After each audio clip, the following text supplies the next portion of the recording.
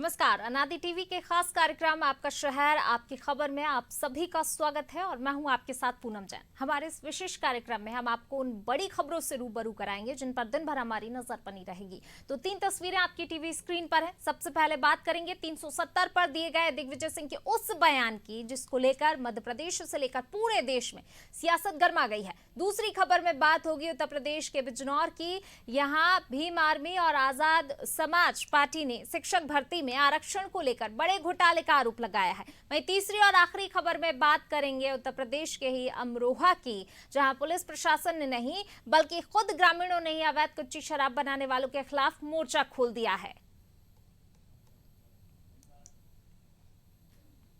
कांग्रेस के वरिष्ठ नेता और मध्य प्रदेश के पूर्व मुख्यमंत्री दिग्विजय सिंह एक बार फिर चर्चा में आ गए हैं। उन्होंने कहा है कि अगर कांग्रेस सत्ता में आई तो जम्मू कश्मीर में आर्टिकल 370 की बहाली पर विचार किया जाएगा। उन्होंने आर्टिकल 370 पर मोदी सरकार के फैसले को दुखद बताया। दरअसल क्लब हाउस चैट का एक ऑडियो सोशल मीडिया पर वायरल हो रहा है जिसमें राज्यसभा सांसद दिग्विजय सिंह जम्मू कश्मीर से आर्टिकल 370 हटाए जाने के फैसले पर बोल रहे हैं। पत्रकारों से वर्चुअली बात करने के दौरान दिग्विजय सिंह से पूछा गया कि प्रधानमंत्री मोदी के बाद दूसरा प्रधानमंत्री मिल जाता है तो कश्मीर पर आगे का रास्ता क्या होगा। इस सवाल के जवाब में दिग्विजय सिंह ने कहा, जब धारा 370 हटाई गई तब लोकतांत्रिक मूल्यों का पालन नहीं किया गया। इस दौरान ना ही इंसानियत का तकाजा रखा गया और इसमें कश्मीरियत भी नहीं थी। सभी को काल कोठरी में बंद कर दिया गया। अगर कांग्रेस सरकार सत्ता में आई तो इस फैसले पर फिर से विचार किया जाएगा और धारा 370 लागू करेंगे। सुनिए दिग्विजय सिंह ने क्या कुछ कहा।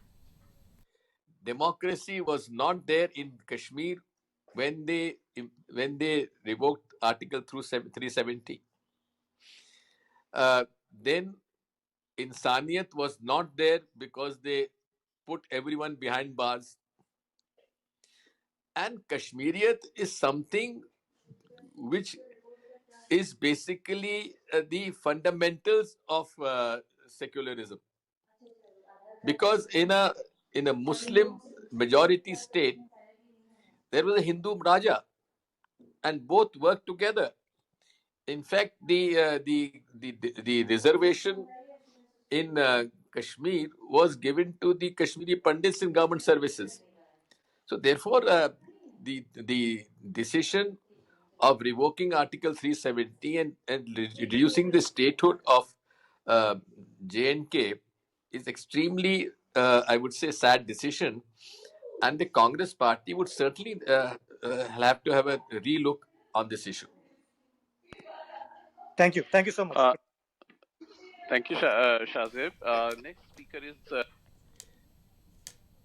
तो अब दिग्विजय सिंह के इस बयान को लेकर भाजपा हमलावर हो गई है। भाजपा आईटी सेल के प्रभारी अमित मालवीय ने कहा है कि पाकिस्तान भी यही चाहता है। वहीं भाजपा प्रवक्ता संबित पात्रा ने कहा, कांग्रेस पार्टी देशद्रोहियों का क्लब बन गई है। मुख्यमंत्री शिवराज सिंह चौहान ने भी दिग्विजय सिंह पर निशाना साधा। सीएम शिवराज ने कहा, कांग्रेस का हाथ पाकिस्तान के साथ है।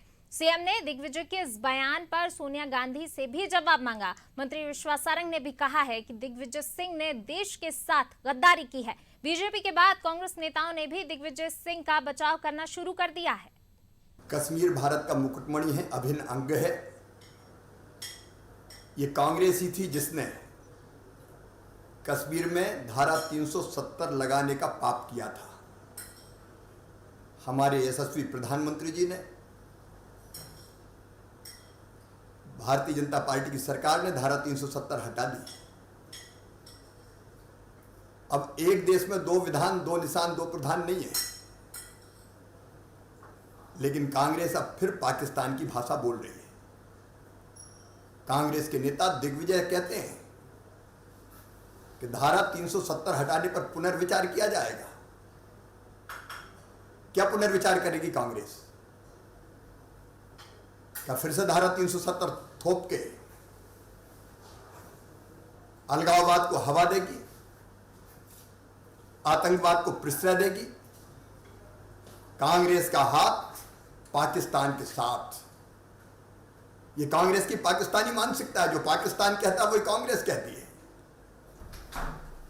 सोनिया जी जवाब दो, देश आपसे जवाब चाहता है।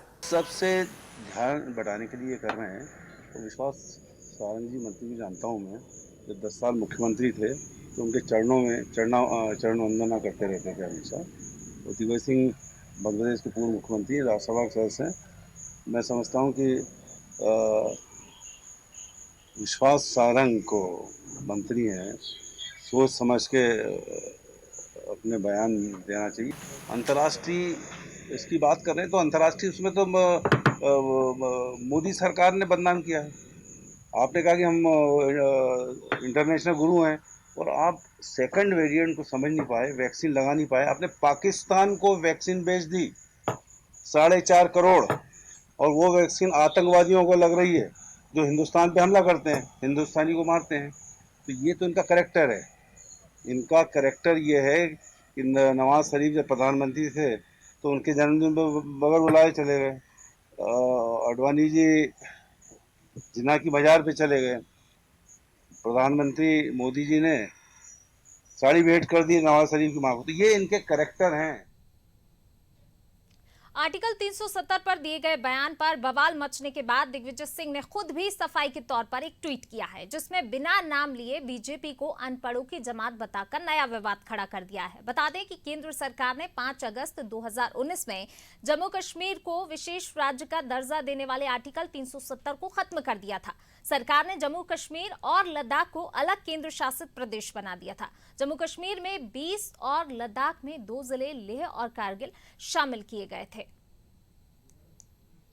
चलिए, तो दिग्विजय सिंह ने जो बयान दिया है उसको लेकर प्रदेश ही नहीं बल्कि देश भर में राजनीति इस वक्त गरमाई हुई है। तमाम जो हैं कांग्रेस के नेता हैं वो भी बचाव में उतर आए हैं, लेकिन वहीं बीजेपी को भी अब एक मुद्दा मिल गया है कांग्रेस को घेरने का, क्योंकि दिग्विजय सिंह ने जिस तरीके से जो है बयान दिया है उससे लोग भी कह रहे हैं कि देश विरोधी एक तरीके से बयान है। ज्यादा चर्चा के लिए हमारे साथ नेक्स्ट स्टूडियो में हमारे ब्यूरो हेड ब्रजेश चौकसी जी जुड़े हुए हैं, उनसे भी समझ लेते हैं। ब्रजेश जी, जिस तरीके से दिग्विजय सिंह का बयान आया, हालांकि लग ही रहा है जनता जो है वो भी यही कह रही है और तमाम राजनीतिक पार्टियां भी जो हैं, विपक्षी पार्टियां, वो उनको भी मुद्दा मिल गया है अब दिग्विजय सिंह को घेरने का, और कहा यही जा रहा है कि देश विरोधी बयान है। आप किस तरीके से देखते हैं? देखिए पूनम जी, 370 का जो मुद्दा है ये आज का नहीं है, सदियों से है। लेकिन जिस तरह से 370 हटा दी गई थी कश्मीर से, तो माना जा रहा था ये मुद्दा समाप्त हो जाएगा और कांग्रेस में इसमें धीरे धीरे शांत हो गई थी। माहौल भी वैसा बनने लगा था। कांग्रेस के नेता भी पहले जिस तरह से मुखर थे, चुप हो गए थे, एक तरह से शांत हो गए थे। लेकिन दिग्विजय सिंह का जो क्लब हाउस में जिस तरह से ऑडियो आया है बाहर सामने, उसने इसको फिर से गरमा दिया है। वैसे भी दिग्विजय सिंह के बारे में हम बात करें तो वो अपने बयानों को लेकर हमेशा चर्चा में रहे हैं। 10 साल मुख्यमंत्री रहे मध्य प्रदेश के, और कई बार पार्टी खुद उनकी कांग्रेस पार्टी तक उनके बयानों से किनारा कर चुकी है। चाहे पुलवामा वाला मामला हो, चाहे हेमंत करकरे की मौत का मामला हो, तमाम तरह का, चाहे ओसामा को ओसामा जी बोलने का मामला हो, हमेशा उनके बयान ऐसे आते रहे हैं जो मीडिया की सुर्खियों में बने हैं, चर्चा में आए हैं। कई बार उनकी पार्टी को असहज महसूस हुआ। दिग्विजय सिंह सोच समझकर बोलते हैं, उनके बयानों के मायने भी निकाले जाते हैं। कहा जाता है कि वो बिना सोचे समझे कुछ नहीं बोलते। कई बार जब उनकी पार्टी कांग्रेस पार्टी संकट में थी तो उनके बयान एक तरह से उस संकट को उबारने में कामयाब रहे थे। बयानों पर चर्चा होने लगी थी। जिस तरह से घोटाले यूपीए सरकार के पहले सामने आ रहे थे तो उनके बयान भी उस दौरान बहुत चर्चा में रहे थे। जब यूपीए की सरकार थी तो पी चिदम्बरम गृह मंत्री थे केंद्र में, उनको नक्सलवाद को लेकर उन्होंने अपनी पार्टी के खिलाफ ही बोल दिया था एक लेख के माध्यम से कि उनकी नीति सही नहीं है। तो दिग्विजय सिंह बोलने से पहले ये नहीं सोचते हैं कि इसका असर क्या होगा या कोई उनके विरोध में जाएगा। वो जो कहना होता है डंके की चोट पे कह देते हैं। हालांकि इस मामले में उनकी सफाई आई है, ट्विटर पे हम देख रहे हैं कि वो कह रहे हैं कि करेगा और विचार करेंगे। 2 चीजें बताई उन्होंने, कहा अनपढ़ों की जमात है जिनको ये समझ में नहीं आता है कि 370 को बहाल करेंगे या फिर उस पर विचार करेंगे। दिग्विजय सिंह का कहना एक तरह से सफाई दी है उन्होंने कि मैंने ये कहा है कि यदि कांग्रेस की सरकार बनेगी केंद्र में तो हम इस पर 370 पर एक बार विचार करेंगे। तो विचार करेंगे, 370 बहाल करेंगे या उसको क्या स्वरूप होगा, इस ये एक तरह से उनकी सफाई है। ऐसा उन्होंने कहा है कि मैंने ये नहीं कहा कि 370 हटाई जाएगी, 370 बहाल की जाएगी। सॉरी, ठीक है। लेकिन ब्रजेश जी, जिस तरीके से ये देश का अंदरूनी मामला था, पाकिस्तानी पत्रकार उनसे पूछता है और वो ये कह देते हैं, भले ही उन्होंने विचार करने की जिस तरीके से सफाई दी कि विचार करने की, लेकिन देश का अंदरूनी मामला है तो हम विदेशी लोगों को सफाई क्यों दे देश के मामले में? बिल्कुल सफाई की बात नहीं है। जो क्लब हाउस में है वॉइस रिकॉर्डिंग के मैसेज के द्वारा यहाँ पर मैं आपको रोकना चाहूंगी। हमारे साथ चिकित्सा शिक्षा मंत्री विश्वास सारंग जी हमारे साथ फोन लाइन पर जुड़ गए हैं। विश्वास सारंग जी, बहुत स्वागत आपका।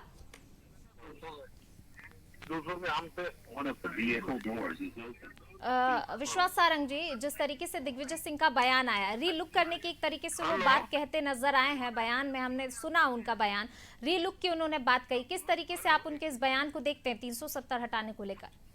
हेलो जी सारंग जी, आपको आवाज मिल पा रही है? हेलो चलिए, लगता है ब्रजेश जी उनसे हमारा संपर्क नहीं हो पा रहा। मैं आपसे आप ही के पास आना चाहूंगी वापस, आप अपनी बात कंटिन्यू कीजिए कि जिस तरीके से जो है पाकिस्तानी पत्रकार उनसे सवाल पूछता है, इस तरीके के बयान दे देते हैं। निश्चित तौर पर ये देश का मामला है। हमने देखा जब 370 हटाई गई थी तो तमाम तरह के विदेशों से भी प्रतिक्रियाएं हैं। खासकर पाकिस्तान की हम बात करें तो पाकिस्तान कभी नहीं चाहता था कि 370 हटे वहाँ पर और इस तरह से वहाँ पे शांति बहाल हो, आतंकवादियों के खिलाफ कार्रवाई हुआ। आप देखिए कि कश्मीर में पहले से माहौल बदला है। वहाँ पे उद्योग जा रहे हैं, उद्योगपति जाके वहाँ अपनी ज़मीन खरीद सकते हैं, उद्योग लगा सकते हैं। तो कश्मीर में पहली जो इस तरह की हिंसाएं होती थी, पत्थरबाजी होती थी, उनमें बहुत ज़्यादा कमी आई है। पत्थरबाजी की घटनाएं आपको सुनने को नहीं मिलती, आतंकवादी घटनाएं आपको सुनने को नहीं मिलती हैं। तो निश्चित तौर पर 370 हटाना एक अच्छा सफल रहा है एक तरह से। ब्रजेश जी, जिस तरीके से हम वही बात कर रहे हैं कि कश्मीरियों को कोई पत्थरबाजों को अगर छोड़ दे तो उसके अलावा कश्मीरियों को कोई दिक्कत नहीं थी, और इसका नतीजा हम देख भी ले कि 370 हटने के बाद जो डीडीसी के चुनाव हुए थे उसमें लगभग 50% यानी कि 51.2 के आसपास वोटिंग भी हुई थी। तो साफ जाहिर है कि कश्मीरियों को कोई दिक्कत नहीं है। निश्चित तौर पर जिस तरह से कश्मीर से पहले खबरें आती थी, हम देखते थे कि लगातार आतंकवादी घटनाओं की खबरें आती थी, पत्थरबाजी की खबरें आती थी, सेना पर हमले की खबरें आती थी, लेकिन उस तरह की खबरें आज की तारीख में आप देखिए कि बिल्कुल नहीं आ रही। तो एक तरह से जो फैसला हुआ है, पहले से ही वो फैसला को कश्मीर ने भी स्वीकार कर लिया, वहाँ के लोगों ने भी स्वीकार कर लिया, और निश्चित तौर पर एक अच्छा फैसला था वो, जिसकी वजह से जो आतंकवादी घटनाएं होती थी उन पर अंकुश लगा है। तो देश दुनिया की बात छोड़िए, पूरे हिंदुस्तान ने इससे 370 हटाने का स्वागत किया था, मोदी सरकार के समर्थन में थी। कांग्रेस के कई नेताओं ने भी समर्थन किया था, ऐसा नहीं है कि कांग्रेस ने विरोध किया हो। कांग्रेस हमेशा उसके हटाने के प्रक्रिया पर सवाल उठाती रही थी, लेकिन यदि दिग्विजय सिंह ये कहते हैं कि 370 बहाल किए जाएगी या हम पे विचार करेंगे, तो मुझे लगता है ये निश्चित तौर पर एक तरह से पाकिस्तान जो कह रहा है हम उसका समर्थन कर रहे हैं, हमारे देश में ही ऐसी आवाज़ उठ रही। तो यदि भाजपा ये कह रही है कि ये पाकिस्तान की भाषा है या पाकिस्तान का समर्थन है, तो निश्चित तौर पर यदि जो पाकिस्तान बोल रहा है वही हमारे देश के नेता बोलेंगे। और दिग्विजय सिंह जैसे वरिष्ठ नेता जो 10 साल मुख्यमंत्री रहे, राज्यसभा के सदस्य हैं, बड़ा अनुभव है उनका, जीवन उनका विवादित बयान हमेशा आए हों भले ही, लेकिन इस तरह का बयान जो एक देश बोल रहा हो, हमारा विरोधी देश बोल रहा हो, पड़ोसी देश बोल रहा हो, वही भाषा बोलना, निश्चित तौर पर इसकी खिलाफत जिस तरह से देखने को मिल रही है होगी। और मुझे लगता है कि हो सकता है जब इसका विरोध लगातार बढ़े तो कांग्रेस भी दिग्विजय सिंह के इस बयान से किनारा कर ले और उनकी निजी राय बताकर पल्ला झाड़ सकती है। बिल्कुल ब्रजेश जी, जिस तरीके से जो है संसद में ही ये फैसला लिया गया था, जब 370 उस समय जरूरी थी तो लगा दी थी 370, और संसद ने ही ये फैसला लिया कि अब 370 हटना चाहिए। तो देखिए पूरा जो सांसद की हम जब बात कर रहे हैं, जब कांग्रेस ने 370 वहां पे लगाई थी, तब बाकायदा उसी दौरान जब चर्चा हुई थी सदन में, तब ये विचार किया गया था, ये घोषणा की गई थी कि ये परमानेंट नहीं है, इसको धीरे धीरे वहां पे व्यवस्थाएं वैसी बन जाएंगी तो इसको हटा लिया जाएगा। लेकिन हम देख रहे हैं कि आज़ादी के बाद जब से कश्मीर हिंदुस्तान में विलय हुआ है, इसके बाद से 370 एक विशेष राज्य का उसको दर्जा दिया जा रहा है, हटाने की हिम्मत नहीं कर पाई कांग्रेस उसको। वो उसकी वजह देखी जाती है कि जो उसको अल्पसंख्यकों के वोट बैंक की राजनीति थी, इस कारण कांग्रेस ने वो निर्णय ले लिया था। और भाजपा लगातार अपने मुद्दे में इसको 370 हटाने का वादा करती आई थी। जब वो पूर्ण बहुमत में सत्ता में आई केंद्र की में, तो उसको मौका मिला और उसने हटा दिया। इससे पहले अटल जी की जब सरकार थी तब कांग्रेसी चिल्लाते थे, बार बार बोलते थे कि 370 का आपका वादा था, राम मंदिर का वादा था, आप भूल गए हो। लेकिन तब देखिए आपको संयुक्त रूप से सरकार गठबंधन से बनी हुई थी। जब मोदी जी की सरकार बनी, प्रधानमंत्री नरेंद्र मोदी बने, तो एक मुश्त उनको पूर्ण बहुमत था। इस कारण जो जो उन्होंने वादे किए थे अपने घोषणा पत्र में वो किए। इसी में 370 का वादा था जिसको उन्होंने हटा दिया। तो उस दौरान जरूर विवाद हुए, कांग्रेस ने उस प्रक्रिया पर सवाल उठाए, लेकिन इसके बाद ये मुद्दा पिछले 1 साल से शांत है और वहां पे भी कश्मीर ने भी एक तरह से, कश्मीर के लोगों ने भी इसे स्वीकार कर लिया है। बिल्कुल, जिस तरीके से दिग्विजय सिंह ने बयान दिया उस टाइम पे उन्होंने नहीं सोचा होगा कि बीजेपी को भी बैठे बिठाए एक मुद्दा जरूर मिल गया है। दिग्विजय सिंह ने ये सोचकर हो सकता है कि अब आगे आने वाले जो चुनाव है उसको देखकर भी कहीं ना कहीं ये बयान उन्होंने दिया। मुझे लगता है कि ये बयान कांग्रेस को फायदा कम नुकसान ज़्यादा पहुंचाएगा, क्योंकि हिंदुस्तान के बाकी क्षेत्रों में, बाकी राज्यों में ये मुद्दा बड़ा कारगर है। लोगों को एक देश एक विधान की जो बात उठाती थी भाजपा लगातार कि अब हमें कश्मीर जाने में या कश्मीर में संपत्ति खरीदने में, जमीन खरीदने में कोई दिक्कत नहीं है, वो हमारे देश से अलग नहीं है, वो हमारे देश का ही हिस्सा है। अब ऐसा महसूस तो हम पहले से भी करते थे, लेकिन अब वहां पे आपको भी उतनी आज़ादी है जितनी आप दूसरे राज्यों में जाके संपत्ति खरीद सकते हो, दूसरे राज्यों में जाके नौकरी कर सकते हो, सेवा दे सकते हो, व्यवसाय कर सकते हो, तो कश्मीर में भी जाके कर सकते हो। तो निश्चित तौर पर यदि अन्य राज्यों में ये मुद्दा जाएगा, अन्य राज्यों के चुनाव में, तो मुझे लगता है कांग्रेस को फायदा कम, नुकसान ज्यादा होगा। बिल्कुल, और साफ तौर पर बीजेपी का भी अब कहना है, संबित पात्रा ने जिस तरीके से कहा दिग्गी का बयान टूल किट का हिस्सा है, ये बीजेपी का बयान आ रहा है अब तो लगातार जो है अब जिस तरीके से जो है बीजेपी को एक मौका मिल गया है, मुद्दा भी मिल गया है, आगे आने वाले टाइम में आप इसका असर क्या देखते हैं? बिल्कुल, देखिए जिस तरह से कांग्रेस ने कल पूरे देश में महंगाई को लेकर आंदोलन किया, आक्रोश दिवस मनाया, कांग्रेस के पास पर्याप्त मुद्दे हैं। यदि हम दूसरी लहर में देखें, कोरोना की लहर में, तो सरकार की असफलताएं भी दिखी हैं उसमें, लोगों को वैक्सीन नहीं मिल रही, लोगों को ऑक्सीजन नहीं मिल पाई थी, तो तमाम तरह के मुद्दे थे, महंगाई एक बड़ा मुद्दा था। तो कांग्रेस यदि उन मुद्दों पर आगे बढ़ती तो निश्चित तौर पर उसको फायदा होता, लेकिन उन मुद्दों पर उसने एक दिन आंदोलन किया, अगले दिन यदि दिग्विजय सिंह का ऐसा बयान आ जाता है तो भाजपा इस मामले में देखिए आप किस तरह से मुखर हुई है, विरोध किया है, तो वो मुद्दे एक तरह से पीछे चले जाते हैं जो जनता से जुड़े हुए मुद्दे हैं। तो कांग्रेस को उन मुद्दों पर बात करनी चाहिए थी, ना कि ये संवेदनशील जो मुद्दे होते हैं उन पर एक तरह से बयान देकर वो पूरे मुद्दों को एक खत्म कर दिया है एक तरह से दिग्विजय सिंह ने। बिल्कुल, ब्रजेश जी, जिस तरीके से जो है अगर कांग्रेस नेताओं की भी बात की जाए तो कांग्रेस की तरफ से लगातार ये कहा जा रहा है कि जब 370 हटाई गई, किसी प्रकार की रायशुमारी नहीं की गई है। रायशुमारी करने का मतलब उनका ये कहने का था। चलिए ब्रजेश जी, एक मिनट में आपको यहाँ पर रुकना चाहूंगी। हमारे साथ चिकित्सा शिक्षा मंत्री विश्वास सारंग जी फिर से जुड़ गए हैं। सारंग जी, बहुत स्वागत आपका। जी सारंग जी, जिस तरीके से दिग्विजय सिंह का बयान आया हम सभी ने सुना और ट्विटर पे उन्होंने फिर उस बयान को लेकर सफाई भी दी, किस तरीके से इस पूरे घटनाक्रम को आप देखते हैं? देखिए, इससे ज्यादा दुर्भाग्यपूर्ण क्या हो सकता है कि इस देश की संसद में बैठा हुआ व्यक्ति पाकिस्तान परस्ती की बात करता है,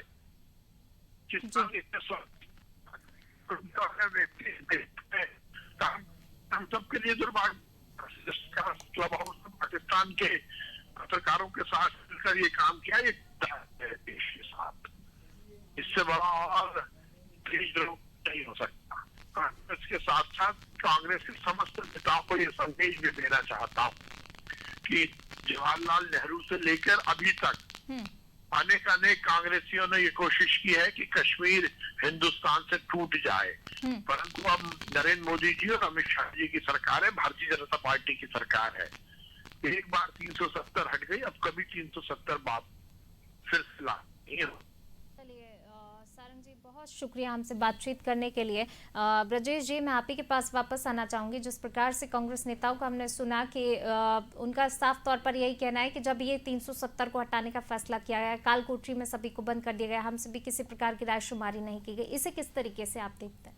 देखिए, काल कोठरी में बंद करने की बात नहीं है। जो नेता वहाँ पे बातचीत कर रहे थे, जो हमेशा उठा रहे थे, मुद्दे उठा रहे थे, उनको देखिए वो पाकिस्तान से बातचीत करने की बात कर रहे थे। यदि वो कहते कि पाकिस्तान से भी बात करना चाहिए, वहाँ लोगों से बात करनी चाहिए, वहाँ के लोगों से बात करनी चाहिए, तो एक तरह से गलत है। हमारा अंदरूनी देश का मामला था और किसी दूसरे बाहरी व्यक्ति से क्यों बात करें? जो आतंकवादियों का समर्थन कर रहे थे उनकी बात करनी चाहिए। तो निश्चित तौर पर यदि संसद में किसी का एक समर्थन है, एक दल का है, तो एक तरह से पूरा देश चाहता था, वहाँ भी भाजपा की सरकार थी पहले, तो इस तरह से एक जनता की आवाज़ थी, जनता की बात थी, जिसको पूर्ण बहुमत हमने दिया है। यदि वो सरकार निर्णय ले रही है तो उसमें किससे सलाह करने की जरूरत थी? कांग्रेस भी उस सदन का हिस्सा थी। वो कांग्रेस ने कभी ये नहीं कहा कि 370 मत हटाइए, वो प्रक्रिया पे सवाल उठा रही थी। और यदि दिग्विजय सिंह आज कह रहे हैं कि 370 बहाल की जाएगी, तो जिस तरह से हमने विश्वास सारंग जी को सुना, वो कह रहे हैं कि यदि कांग्रेस उनसे समर्थित नहीं है, उनकी बात का समर्थन नहीं करती, तो उनको राज्यसभा से बर्खास्त करे, उनको कांग्रेस से बाहर निकाले। तो हम मान लेंगे कि कांग्रेस समर्थन नहीं दे रही है उनको, नहीं तो अंदरूनी तौर पर कांग्रेस का एक तरह से समर्थन ही है इसको। जी ब्रजेश जी, एक चीज और मैं आपसे क्लियर करना चाहूंगी। जिस तरीके से जो है आपने भी अभी कहा था कि कांग्रेस का कोई अभी नेताओं के बयान नहीं आ रहे हैं, तो जाहिर सी बात हमने कांग्रेस से संपर्क करने की कोशिश की है, तो उनके भी किसी तरीके के कोई बयान नहीं आए। शुक्रिया ब्रजेश जी आपका भी इस चर्चा में जुड़ने के लिए, और विश्वास सारंग जी का भी, वो भी हमारे साथ चर्चा में जुड़े थे, उनको भी हमने सुना कि बिल्कुल कांग्रेस किस तरीके से अब दिग्विजय सिंह का जो ये बयान आया है, कहीं ना कहीं कांग्रेस को अब बहुत मुश्किल में में डालने वाला है। वहीं बीजेपी को भी बैठे बिठाए एक मुद्दा जरूर मिल गया है। अगली खबर की ओर बढ़ेंगे। यूपी में 69,000 शिक्षकों की भर्ती सवालों के घेरे में है। भीम आर्मी और आजाद समाज पार्टी ने भर्ती में आरक्षण को लेकर बड़े घोटाले का आरोप लगाया है। इनका आरोप है कि शिक्षक भर्ती के दौरान आरक्षण में बड़ा फेरबदल किया गया है। उत्तर प्रदेश में बेसिक शिक्षा परिषद ने प्राइमरी स्कूलों में सहायक अध्यापक के 69,000 पदों पर भर्ती के लिए 1 दिसंबर 2018 को विज्ञापन निकाला था, जिसकी लिखित परीक्षा 6 जनवरी 2019 को कराई गई थी। इस भर्ती प्रक्रिया में आरक्षण के नियमों में बड़े पैमाने पर हेराफेरी की गई थी। ओबीसी वर्ग को 27 की जगह 3.86% आरक्षण मिला। अनुसूचित जाति वर्ग को 21 की बजाय सिर्फ 16% आरक्षण मिला। अनारक्षित वर्ग की लगभग 15,000 सीटों को एमआरसी प्रक्रिया से रोका जा रहा है। इस मामले को राष्ट्रीय पिछड़ा वर्ग आयोग ने संज्ञान में लेते हुए राज्य सरकार से 15 दिन में अपना पक्ष रखने को कहा था। इसी को लेकर भीम आर्मी और आजाद समाज पार्टी के कार्यकर्ताओं ने राष्ट्रपति के नाम ज्ञापन जिला अधिकारी उमेश मिश्रा को सौंपा। डीएम साहब से मिले जो 1/12/2018 को एक विज्ञप्ति निकली थी 69,000 शिक्षकों की, उसके रिगार्डिंग हम डीएम साहब से मिले। उसमें जो भर्ती की गई है उसमें जो आरक्षण के साथ इन्होंने छेड़छाड़ की है, यानी कि जो ओबीसी का आरक्षण है 27%, उसका 3.86% इन्होंने आरक्षण लागू किया है। और जो एससी का आरक्षण है 21%, उसका कुल 16% लगभग इन्होंने दिया है। वो जो बचा कुछ आरक्षण है 15,000 भर्ती इन्होंने किसी कारणवश रोक दी गई है। हम उसे एक आरक्षण को पूर्ण लागू करें और जो लोग इसके पात्र हैं उन्हें योग्यता के अनुसार जॉब दी जाए। इसके माध्यम से आज हम डीएम साहब से मिले और एक ज्ञापन अपने राष्ट्रपति महोदय को दिया। और इसी खबर पर ज्यादा जानकारी के साथ हमारे संवाददाता मोहम्मद शोहेब हमारे साथ फोन लाइन पर जुड़ गए हैं। मोहम्मद शोहेब, जिस तरीके से यूपी में 69,000 शिक्षकों की भर्ती अब सवालों के घेरे में है और वहीं भीम आर्मी और आजाद समाज पार्टी ने भर्ती में आरक्षण को लेकर बड़े घोटाले का आरोप लगाया।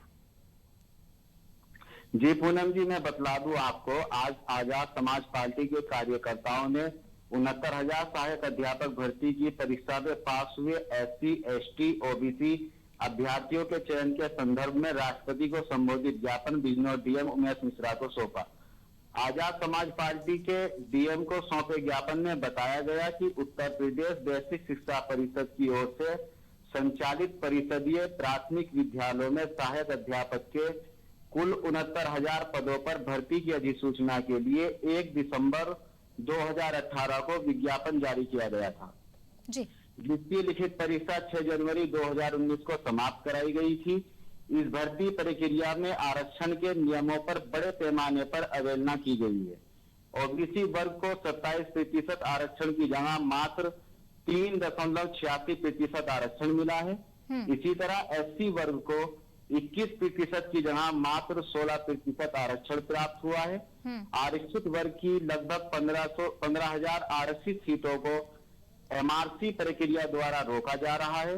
आरक्षण घोटाले से परेशान एवं न्याय न मिलते देख 55,000 अभ्यर्थियों ने राज्यपाल से इच्छा मृत्यु की मांग की है। डीएम को सौंपे ज्ञापन में बताया गया है कि राष्ट्रीय पिछड़ा वर्ग आयोग ने संज्ञान में लेते हुए उत्तर प्रदेश के सभी 75 जनपदों के बेसिक शिक्षा अधिकारी, NCERT ऑफिस प्रयागराज एवं लखनऊ सचिव स्तर के सभी प्रमुख बेसिक अधिकारियों को बुलाकर अंतिम रिपोर्ट तैयार की, जिसमें आरक्षण के नियमों के साथ धांधली का खुलासा हुआ। इस अंतिम रिपोर्ट को सरकार के पास भेजते हुए आयोग ने सरकार से इस संबंध में 15 दिन के भीतर अपना पक्ष रखने को कहा, लेकिन 1 महीना बीत जाने के बाद भी सरकार ने इस अंतिम रिपोर्ट पर कोई जवाब नहीं दिया। जी चलिए, शुक्रिया शोएब इस तमाम जानकारी को साझा करने के लिए। अगली खबर की ओर बढ़ेंगे। यूपी के अलीगढ़ में जहरीली शराब पीने से कई लोगों की मौत हो गई थी, जिसके बाद अब ग्रामीण भी शराबबंदी को लेकर लामबंद होने लगे हैं। ताजा मामला अमरोहा के खालीपुर गांव का है, जहां ग्रामीणों ने ग्राम प्रधान की अगुवाई में शराब माफिया के खिलाफ मोर्चा खोल दिया है।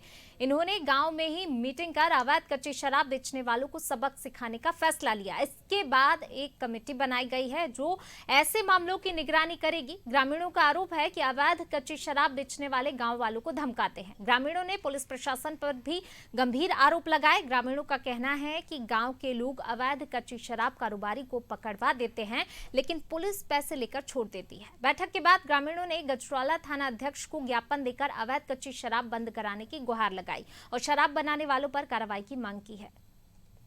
क्या मामला तुम लोगों ने मीटिंग करी है? मामला ये है कि जितने भी हमारे गांव में दंगा फसाद दारू की वजह से होता है, तो दारू को बंद कराने के लिए एक प्रधान हमारे गांव के तेजा सिंह, उन्होंने मीटिंग गठित की है। दारू कच्ची बनती है? हाँ, कच्ची शराब बनती है। कौन सा थाना लगता है? गजटोला। तो बंद कराओगे दारू? हाँ, बंद करा। ये मीटिंग किस विषय में हो रही है आप लोगों की? ये मीटिंग हो रही है जी कच्ची शराब के विषय में। यहाँ कच्ची शराब का बहुत तगड़ा उद्योग चलता है, वो लगभग कई वर्षों से चला आ रहा है। इस लगभग गांव में 40 से 45 मौतें हो चुकी हैं दारू पीने के सिलसिले से। लगभग 40 साल की एज नहीं पकड़ते और एक्सपायर हो लेते हैं। काफ़ी सारे बच्चे ऐसे हैं जो बिना बाप के हो चुके हैं इस कच्ची शराब की वजह से। और जो भी इसे बंद कराने का सिलसिला उठाता है उसे लड़की बेटी की गाली देते हैं, गलत गाली गलौज की जाती है, बहुत गंदी गंदी। किस विषय में मीटिंग हो रही है आपके यहाँ पे? मीटिंग ये हो रही है साहब, जो पी का आम है बउओं को मारे हैं, और जो है दारू के संबंध में सभी आदमी जुड़े हुए हैं, इसकी बंद कराने के लिए जुड़े हुए हैं। तो दारू बंद कराने का प्रयास करेंगे जी। हम शिकायत करते हैं, पुलिस वाले चौकी में से ले गए पकड़ के वो छोड़ देते हैं। इनका चालान होना चाहिए।